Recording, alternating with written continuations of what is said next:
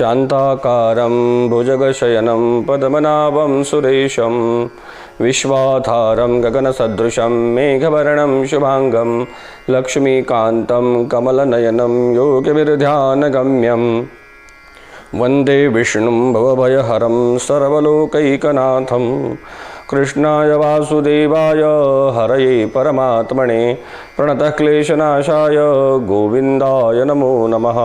गोपाल कृष्ण भगवान की जय।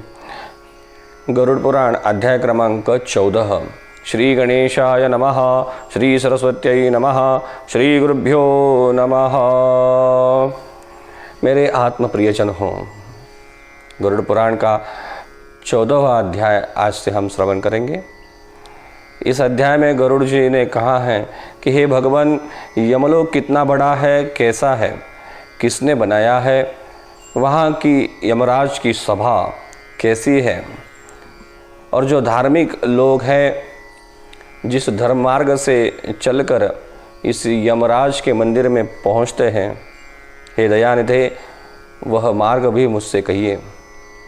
भगवान कहते हैं दक्षिण दिशा और नैऋत्य दिशा, इनके बीच में यमराज का वह नगर संपूर्ण वज्रमय, स्वर्णिम और कठोर है।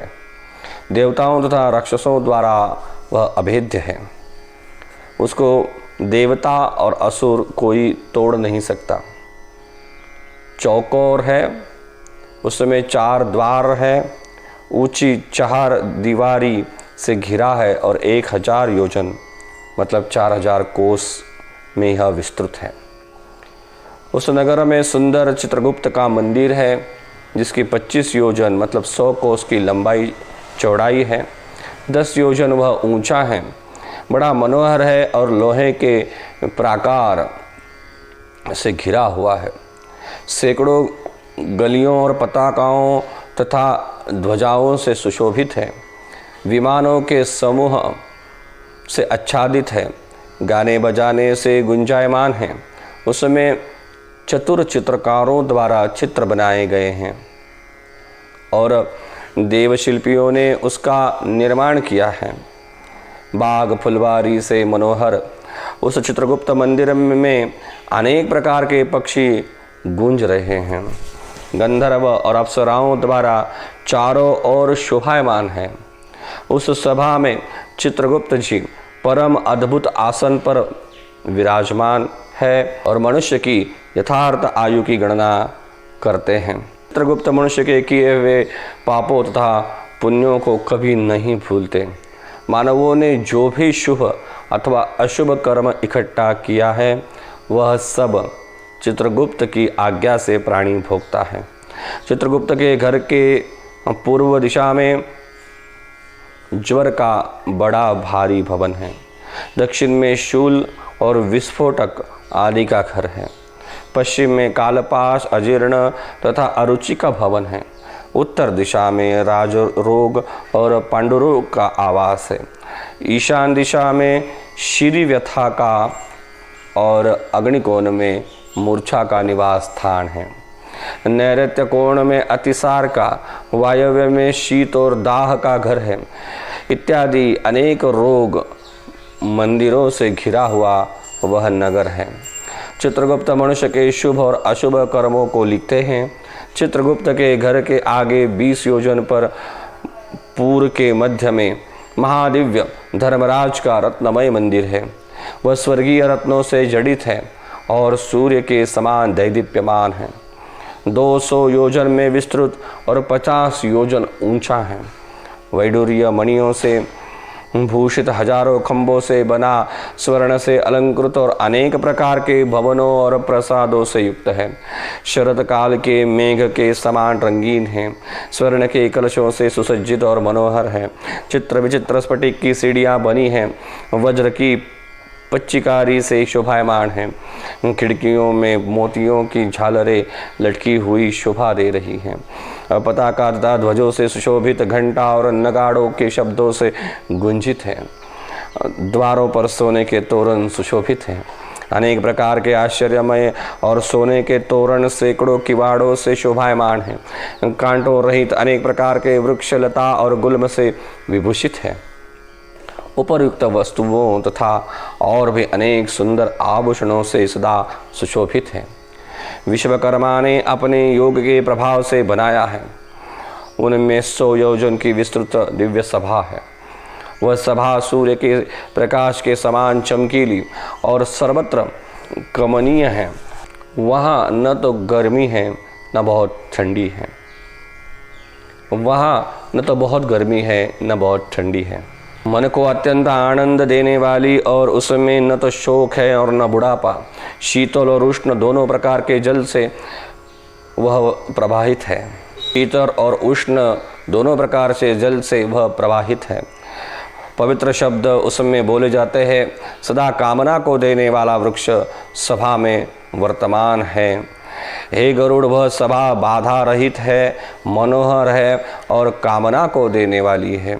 विश्वकर्मा ने बहुत काल तक तपस्या करके उस नगरी को बनाया है। उग्र तप के करने वाले, सुंदर व्रत के करने वाले, सत्य बोलने वाले और सन्यासी, सिद्ध पुरुष, पवित्र कर्म द्वारा पवित्र लोग उस सभा में जाते हैं। सभी का शरीर तेजोमय और अलंकृत है। उसके वस्त्र निर्मल हैं। पुरुष अपने किए हुए पुण्य कर्म का द्वारा उसमें अलंकृत होकर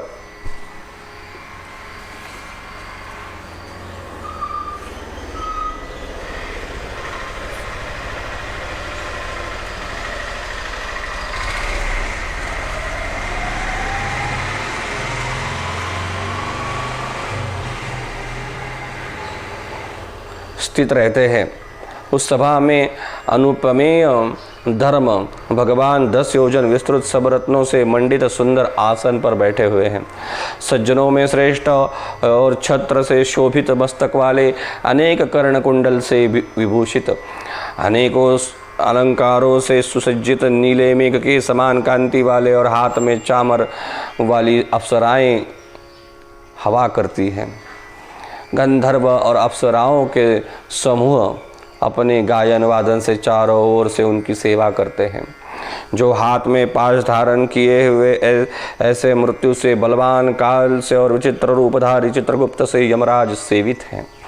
आज्ञापालन दंडधारी से यमराज सेवित है। आज्ञापालक दंडधारी उग्र रूप वाले और अपने तुल्य बलशाली नाना प्रकार के सुंदर योद्धाओं से घिरे हुए हैं।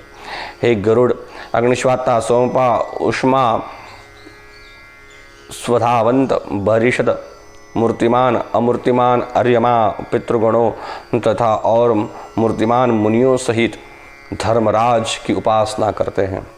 अत्रि, वशिष्ठ, पुलह, दक्ष, क्रतु, अंगिरा, जामदग्नि, भृगु, पुलस्त्य, अगस्त्य और नारद से ऋषिगण तथा और भी बहुत से पितृराज धर्मराज के सभासद हैं। उनके नाम और कर्म की संख्या नहीं हो सकती। धर्मशास्त्र की व्याख्या द्वारा यथार्थ निर्णय करने वाले वे सब परमेश्वर की आज्ञा से धर्मराज की सेवा करते हैं। धर्म को जानने वाले सूर्यवंशी और चंद्रवंशी और राजा लोग सभा में धर्मराज की सेवा करते हैं। मनु, दिलीप, मांधाता, सगर, भगीरथ, अम्बरीश, अनरण्य, मुचुकुंद, निमि और पृथु, ययाति, दुष्यंत, नहुष, पुरु, शिवी, नल, भरत, शांतनु, पांडु और सहस्त्रार्जुन, पवित्र, कीर्तिमान और बहुश्रुत ऋषिगण उस धर्मराज की सभा के सभासद होते हैं। हे गरुड़, महात्मा धर्मराज की ऐसी सभा है। जो पापी लोग दक्षिण मार्ग से जाते हैं वह उस सभा को देख भी नहीं सकते। धर्मराज के नगर में पहुंचने के लिए 4 मार्ग है, पूर्व, पश्चिम, दक्षिण और उत्तर। पापियों को जाने का जो दक्षिण मार्ग है वह मैं तुमसे कह चुका हूँ। शेष 3 मार्गों से जो लोग धर्मराज के मंदिर में जाते हैं वह बड़े पुण्यवान होते हैं। पूर्व का एक मार्ग है, वह मार्ग सब भोगों से युक्त है, पारिजात वृक्ष की छाया से आच्छादित है और रत्नों से शोभित है। वह मार्ग अनेक विमानों से पूर्ण है, हंसों की पंक्ति से सुशोभित, मूंगा के बागों से सुसज्जित, और अमृत रूपी जल से युक्त हैं। होकर पवित्र देवर्षि, निर्मल राजर्षि, अप्सरा, गंधर्व, विद्याधर और बड़े बड़े तपस्वी जाते हैं।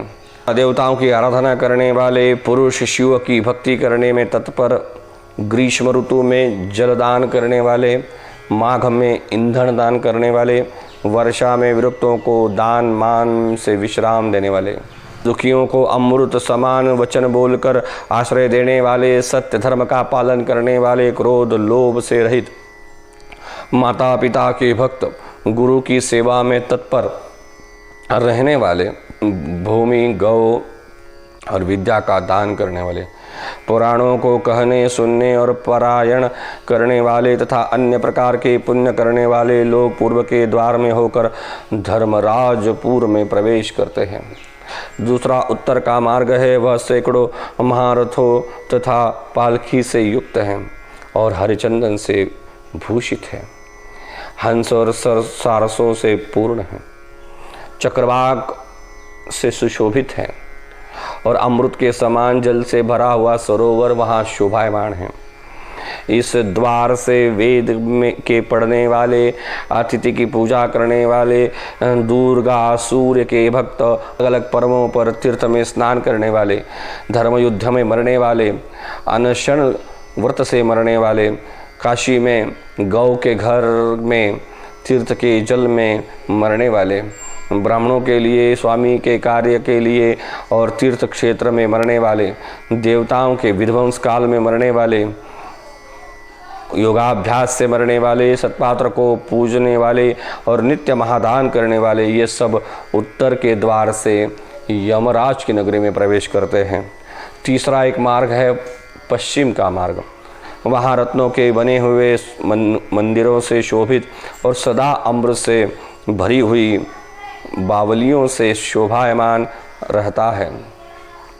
ऐरावत के कुल में उत्पन्न हाथियों से घिरा हुआ और उच्चैश्रवा से उत्पन्न अश्वों से सुशोभित, इस द्वार से आत्मा में परायण, शास्त्र का उत्तम विचार करने वाले, विष्णु के अनन्य भक्त, गायत्री मंत्र का जाप करने वाले, दूसरे की हिंसा, दूसरे का द्रव्य से दूर रहने वाले, अपनी स्त्री में लीन रहने वाले, अग्निहोत्र करता और वेद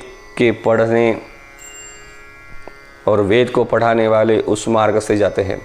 ब्रह्मचर्य व्रत के धारण करने वाले, वानप्रस्थी तपस्वी, श्रीपाद नामक संन्यास में तत्पर, कंकड़ पत्थर और सोना बराबर समझने वाले, ज्ञान और वैराग्य से संपन्न, सब प्राणियों के हित में लगे हुए, शिव विष्णु की भक्ति करने वाले, स्वकर्म का ब्रह्म में समर्पण करने वाले, देव ऋषि पितृ इन तीन ऋणों से मुक्त, सदा पंच महायज्ञ में तत्पर रहने वाले, पितरों का श्राद्ध करने वाले, त्रिकाल में संध्या उपासना करने वाले, नीचों के संसर्ग से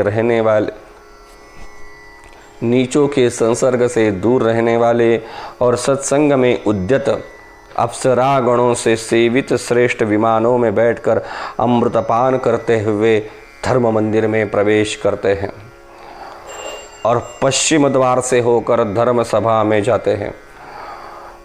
यम उनको आते देखकर बारंबार उनका स्वागत करता है और उठकर उनके सम्मुख जाते हुए उनका स्वागत करता है। उस समय धर्मराज चतुर्भुज भगवान विष्णु का रूप लेकर शंख चक्र गदा और खड्ग हाथ में धारण कर पुण्य कर्म में रत जीवों से बड़ा स्नेह तथा मित्रों के समान आचरण करते हैं। उन्हें बैठने के लिए सिंहासन देते हैं, नमस्कार करते हैं, पाद्य अर्घ देते हैं, पीछे चंदन आदि से उनकी पूजा करते हैं। यमराज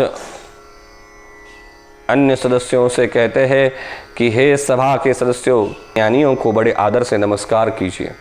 ये मेरे मंडल का भेदन करके ब्रह्मलोक को जाएंगे। ये बुद्धिमानों में श्रेष्ठ, नरक के क्लेशों से डरने वाले, तुमने पुण्य करके सुख देने वाला देवत्व प्राप्त किया है। दुर्लभ मनुष्य शरीर पाकर जो नित्य साधना नहीं करते वे घोर नरक में जाते हैं। उनसे महान जड़ दूसरा कौन है? अस्थिर शरीरों धनादिकों से जो पुरुष स्थिर धर्म को इकट्ठा करता है वह एक बुद्धिमान मनुष्य है। इसलिए सब यज्ञ से धर्म का संग्रह करना चाहिए, जिससे सब लोगों से युक्त बुद्धिमान पुण्यवान स्थान मतलब स्वर्गम को जाइए। इसलिए सब यज्ञ से धर्म का संग्रह करना चाहिए, जिससे मनुष्य स्वर्ग में पहुँचे। इस प्रकार धर्म वचन सुनकर उनको और उस सभा को प्रणाम कर देवताओं से पूजित और मुनीश्वरों से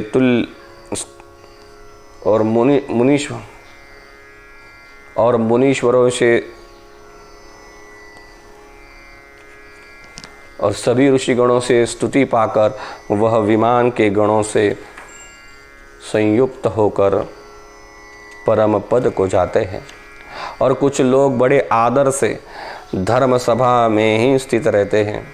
यहाँ कल्पांत तक वास करके और दिव्य भोगों को भोग कर शेष पुण्य से वो पुण्यवान जीव मनुष्य लोक में उत्पन्न होते हैं। महाधनी सर्वज्ञ तथा सब शास्त्रों में चतुर वे जीव पुनः अपने आत्मा के विचार से परम गति को प्राप्त होते हैं। गरुड़, तुमने पूछा हुआ यमनगरी का वर्णन मैंने किया है।